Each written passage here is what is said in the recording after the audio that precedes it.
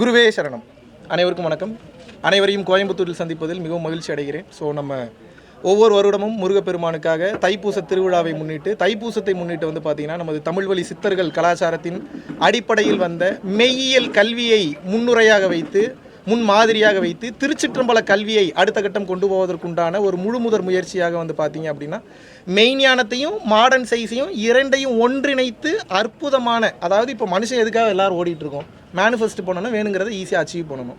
அப்போ மனிதனுடைய உடம்புல இருக்கக்கூடிய ஆற்றல் ஓரளவுக்கு தான் பொருள்களை அடையிறதுக்கு அச்சீவ் பண்ணுது. அப்போ நம்ம என்ன பண்ணுறோம், உயிர் சக்தியாகிய ஆன்மீக சக்தியை ஆன்ம சக்தியை உடலில் அதிகப்படுத்தும் போது மெடிடேஷன் மூலியமாகவோ தான தர்மங்களின் மூலியமாகவோ இல்லை நம்ம வேறு ஏதாவது ஜீவகாருண்யத்தின் மூலியமாகவோ அதிகப்படுத்தும் போது ஒரு காலகட்டத்திற்கு மேலே என்ன ஆகும்னா we can achieve anything that we need in this world in a நல்ல கேள்வி, பாராட்டுறேன்.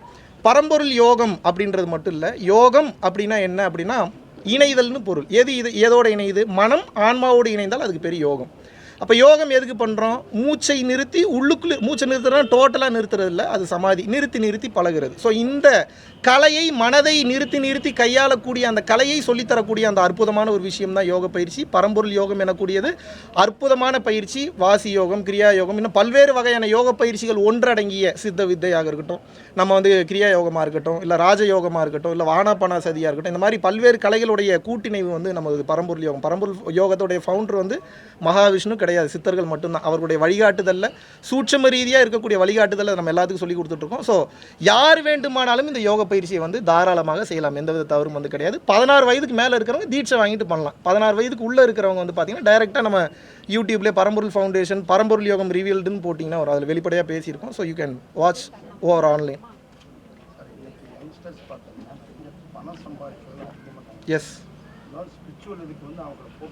ரொம்ப கஷ்டமாக இருக்குது இருக்கிறது. ஆமாம், அதான் நானே சொல்லிட்டேன் முதல்ல, எனக்கும் கஷ்டமாக தான் இருக்குன்னு. பிரதர், பணம் இல்லாமல் எதுவுமே பண்ண முடியாது. இந்த மைக்கே என்ன ஒரு 350 ரூபா வருமா ப்ரோ?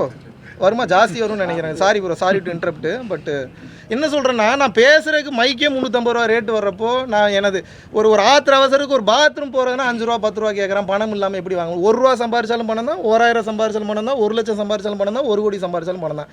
பெறுவதில் எந்த தவறும் இல்லை இந்த உலகத்தில். தொல்காப்பியர் தெளிவாக சொல்கிறார், பெரு, உன் மொத்த தேவைக்கும் பெரு, எந்தவித தவறும் இல்லை. ஆனால் இந்த உலகத்தை விட்டு நீ செல்வதற்கு முன்னால் ஈதல் எனும் குணத்தால் அத்தனையும் கொடுத்து விடுங்கிறார். இங்கே எல்லாரும் பெறுறோம், அதில் பிரச்சனையே இல்லை, கொடுக்கறதுக்கு மறந்துடுறோம், தான் ப்ராப்ளம்.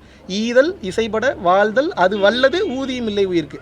அதான் 16 செல்வத்தில் ஒரு செல்வம் தனலட்சுமி, அப்புறம் தைரிய லட்சுமி இருக்குது, சந்தான லட்சுமி இருக்குது, வீரலட்சுமி இருக்குது, சௌபாகிய லட்சுமி இருக்குது. அந்த லட்சுமியெல்லாம் ஞானம் வந்தால் தானாக வந்துடும். பணமும் ஒரு செல்வம், நிச்சயமாக பணம் அவசியம்.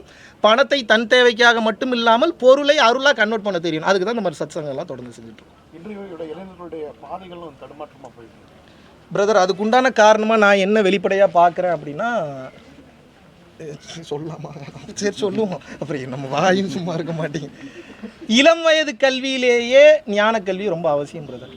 டோன்ட் மிஸ்டேக் மீ, எங்கே போனீங்கன்னாலும் இதுதான். ஏன்னா அடிப்படையிலேயே ஞானம் வந்துருச்சுன்னா, இது என்னோடதுன்னு நினைக்கிறதுனால தானே இவ்வளோ பிரச்சனை. மெகா டிவி ஓனர் வேறு, இது என்னோடதுன்னு நினைக்கிறதுனால தான் இந்த மைக்கு யாருக்கும் கொடுக்க மாட்டேன். இது என்னதே இல்லைன்னா நீ போகும்போது எடுத்துகிட்டு போயிருங்கன்ற, அவ்வளோதானே, அவ்வளோதான் முடிஞ்சு. இந்த மைக்கை நீங்கள் அப்படியே ரிப்ளிகேட் பண்ணிக்கிங்க எல்லாத்துக்கும். பணம் என்னதுன்னு நினச்சா வலிக்கும், தங்கம் என்னதுன்னு நினச்சா வலிக்கும், புருஷன் என்னதுன்னு நினச்சா வலிக்கும். நீங்கள் கேட்கலாம், ஏன்டா என் புருஷனே எப்பட்றானா என்னதுன்னு சொல்லாமல் இருக்க முடியும்?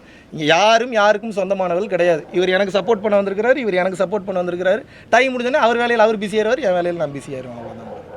So connected to attached to nothing, connected to everything, needing nothing attracts everything. That's the base formula.